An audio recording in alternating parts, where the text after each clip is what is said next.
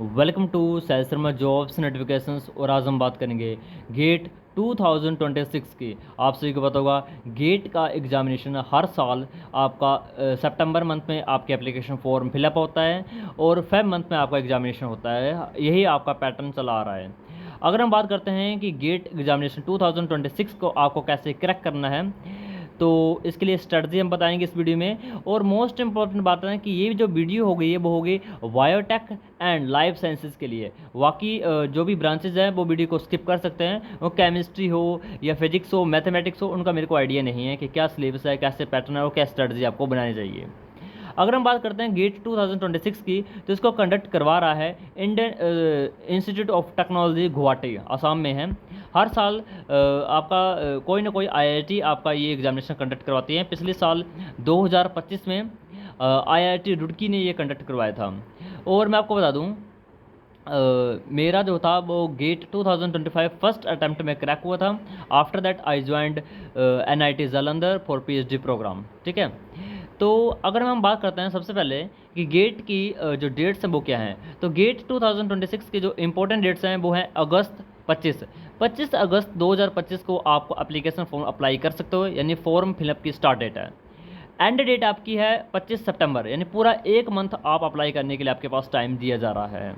After that extend भी होती है एप्लीकेशन, जो कि रहेगी 6 अक्टूबर तक। बट लिमिटेशन ये है कि यहाँ पर आपको फ़ाइन देना पड़ेगा, यानी लेट फीस देनी पड़ेगी।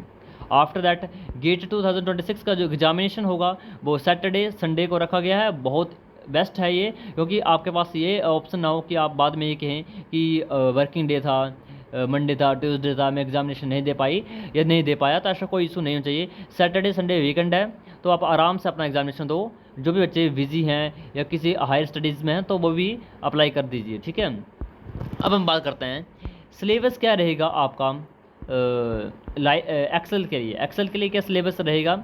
और दूसरे हम बात करेंगे जो कि है आपकी रिगार्डिंग स्ट्रेटजी की। तो देखो, एक्सेल के लिए जो सिलेबस है वो टोटल 100 मार्क्स होते हैं। कितने मार्क्स होते हैं? 100 मार्क्स में से 85 आपके मार्क्स होते हैं सब्जेक्टिव टाइप और 15 मार्क्स होते हैं जर्नल एप्टीट्यूड।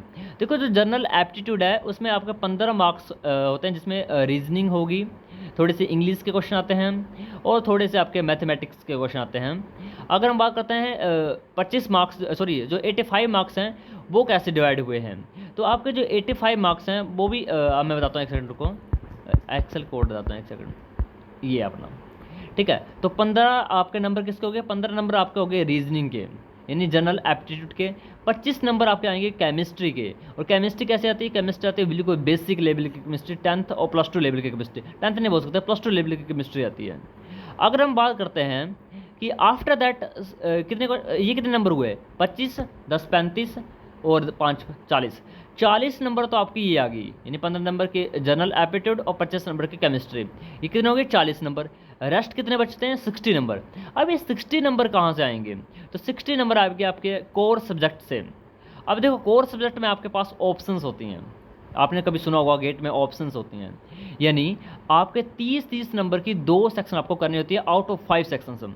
5 सेक्शन कौन कौन सी है? पहली आपकी जोलॉजी, दूसरी है बॉटनी, तीसरी है बायोकेमिस्ट्री, फोर्थ है आपकी माइक्रोबायोलॉजी और फिफ्थ आपकी फूड टेक्नोलॉजी।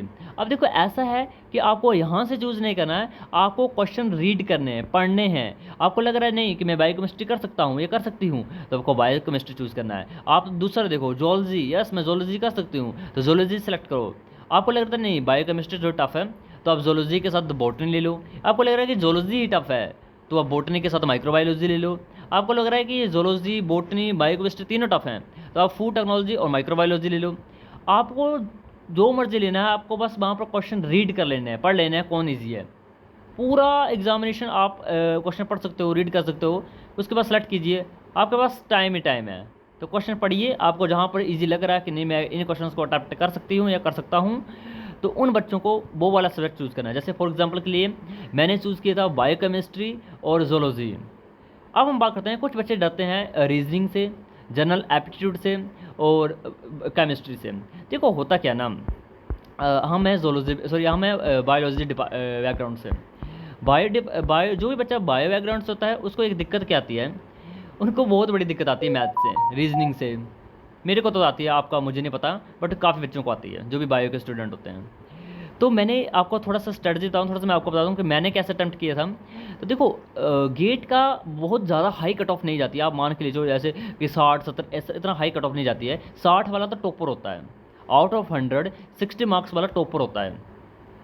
तो देखो मेरे मार्क्स आए थे 38.5। अब मेरे टाइम जो कट ऑफ गई थी जनरल की, वो गई थी 33 किसकी गई थी, जनरल की कट ऑफ गई थी। ओबीसी की कट ऑफ जाती है 28 और SC ST की कट ऑफ जाती है 20। मेरे थे 38। अब देखो रीजनिंग में मैंने क्वेश्चन किया था सिंगल, एक क्वेश्चन 2 मार्क्स का क्वेश्चन था। सोचो 15 नंबर में से मेरे को बस 2 ही नंबर आए थे रीजनिंग में, वो भी बहुत समय लगा के 10 मिनट लगाया था मैंने एक क्वेश्चन सोल्व करने में। मेरे बहुत बेकार रीजनिंग है। तो देखो, तो मैंने रीजनिंग में मैंने किया single question. After that chemistry में देखो होता क्या ना, 3 टाइप के क्वेश्चन आते हैं, चाहे वो केमिस्ट्री हो चाहे वो जोलॉजी बॉटनी जो मर्जी हो। 3 टाइप के क्वेश्चन आते हैं। एक आता है आपके MCQ, एक आते हैं MSQ और एक आते हैं नेट। अब MCQ के होते हैं, MCQ होते हैं कि आपको सिंगल ऑप्शन सेलेक्ट करना है जिसमें नेगेटिव मार्किंग भी होगी 1/3 की। आपको लग रहा है कि MSQ होता है मल्टीपल सिलेक्टेड क्वेश्चन, यानी आप काफ़ी ऑप्शन सेलेक्ट कर सकते हो, यानी ये भी 5-6 ऑप्शन आप सेलेक्ट कर सकते हो, ठीक है। और आपको करेक्ट मार्क्स तभी मिलेंगे जब आपने सारे के सारे सही ऑप्शन सेलेक्ट किए होंगे, उसमें कोई भी नेगेटिव मार्किंग नहीं होगी। और तीसरा होता है नेट होता है आपको खुद टाइप करके टाइप राइटर से आपको राइट करना होता है। जैसे न्यूमेरिकल क्वेश्चन होते हैं, ऐसे कोई वैल्यू दी होगी आपको सोल्व करना है और आपको वैल्यू खुद कीबोर्ड से टाइप करनी है, वो होते हैं नेट। उसमें भी नेगेटिव मार्किंग नहीं होती है। नेगेटिव मार्किंग ओनली होगी MCQ में ही, यानी लिखा होता है साइड में कि MCQ क्वेश्चन है, लिखा होता है साइड में ऊपर जैसे कि नेगेटिव मार्किंग है या नहीं है। अब वो केमिस्ट्री से मैंने क्वेश्चन किया था, एक क्वेश्चन किया था मैंने MCQ से जो कि मुझे पता था ये सही होगा, और 2 क्वेश्चन मैंने किए थे MSCQ से। MSCQ यानी वहाँ पर लगभग 8 या 9 ऑप्शन होते हैं, कई बार 6 होते हैं, कई बार 5 होते हैं, और आंसर कई बार एक ही होता है, कई बार 3 होते हैं, कई बार 4 होते हैं, कई बार 5 होते हैं, उसमें बहुत कन्फ्यूजन होती है। तो एक क्वेश्चन मैंने किया था जिसमें 9 ऑप्शन थे और राइट आंसर ओनली एक ही था, बट वो मेरा ठीक हो गया था। ऐसा होता है कि MCQ नेगेटिव मार्किंग है, तुक्का कर सकते हो, तुक्का आप रिस्क ले सकते हो, ओके। तो वहाँ पर मैंने 2 क्वेश्चन किए थे MSCQ से और एक क्वेश्चन किए थे MCQ से। बहुत कम है। 25 नंबर से आप लेकर चलो 2 2 4 1 5 6 नंबर। 6 नंबर मेरे आए थे केमिस्ट्री से, 2 नंबर आए थे मेरे कहाँ से, रीजनिंग से, यानी 8 नंबर का किया था मैंने बस ये 40 में से 8 नंबर का। सोचो अब आफ्टर आया था आपका जोलॉजी और बायोकेमिस्ट्री। तो बायोकेमिस्ट्री और जोलॉजी से मैंने किए थे 30 मार्क्स का, ठीक है, तो हो गए मैं 38। तो आपको कोर सब्जेक्ट आपको पक्का करना है कि जोलॉजी और बॉटनी आपसे गलत नहीं चाहिए, ये आप जोलॉजी तो होनी ही नहीं चाहिए। आउट ऑफ 19 क्वेश्चन मेरे 17 क्वेश्चन ठीक थे जोलॉजी के। बहुत सारे MCQ आते हैं जोलॉजी में, 2 नंबर वाले बहुत कम आते हैं, सिंगल नंबर वाले आते हैं, ठीक है। तो आपको ऐसे स्ट्रेटेजी रखनी है, यदि आप रीजनिंग में पक्के हो, केमिस्ट्री में पक्के हो, तो आप जोलॉजी और बायोकेमिस्ट्री में ढील दे सकते हो कि नहीं कर लेंगे हम। बट आपको लगता है नहीं आप रीजनिंग बहुत बेकार हो, मेरी तरह हो, बायोकेमिस्ट्री भी कुछ खास नहीं है, तो क्या करिए, तो सीधा जाइए जोलॉजी और बायोकेमिस्ट्री को टारगेट कीजिए, बहुत ईजी आएगी। हाँ ईजी इसलिए आएगी कि वहाँ पढ़े हो, ऐसे नहीं आएगी कि गेट है भाई वो, ऐसा नहीं कि बहुत ईजी आएगा, MSc एंट्रेंस लेवल का नहीं आएगा, आएगा तो टफ है, बट हम करवा देंगे। देखो CSIR नेट के लिए मैं वीडियो नहीं डालूंगा, मैं डालूंगा गेट के लिए, क्योंकि CSIR नेट में बहुत ज़्यादा डीपली और अनएक्सपेक्टेड आपके पेपर आता है, कुछ भी डाल रहे हैं कुछ भी, बट गेट का एक पैटर्न है, एक फिक्स पैटर्न है, उसी पैटर्न पर क्वेश्चन आते हैं। जैसे मान लीजिए PI क्वेश्चन, PI निकालना होता है, आइसोलेटेड का पॉइंट बोलते हैं PI, या P की वैल्यू निकालनी होती है, वो रैंडम क्वेश्चन और हर बार क्वेश्चन आ रहे हैं, वो बस वैल्यू चेंज हो रही है और हर बार कंटिन्यू क्वेश्चन आ रहे हैं। तो गेट का आपको टारगेट रखना है, गेट की मैं वीडियो डालूंगा, आज से शाम से गेट तैयारी और आप फर्स्ट टाइम आपका गेट क्लियर होगा। यदि कोई 3rd ईयर का स्टूडेंट वीडियो दिख रहा है या pass out MSc pass out कोई वीडियो दिख रहा है, तो आपको इस बार गेट क्लियर पक्का होगा और आपका एडमिशन होगी IIT और NIT में। हम आगे भी रहेंगे आपके साथ कि आपको इंटरव्यू कैसे क्रैक करना है, कैसे आपको IIT NIT में एडमिशन लेनी है, और उसके बाद आपका स्टाइपेंड पक्का है, ठीक है। तो आप क्यों आपको JRF के पीछे पड़े हुए, यदि आपको गेट के स्टाइपेंड मिल रहा तो, ठीक है, ऐसा करना है। हम करेंगे, डिटेल में करेंगे, बस आपको थोड़ा सा बताना था, मैंने आईडी देना था कि आपका गेट आ चुका है, रेडी देना, ठीक है। Thank you and have a nice day.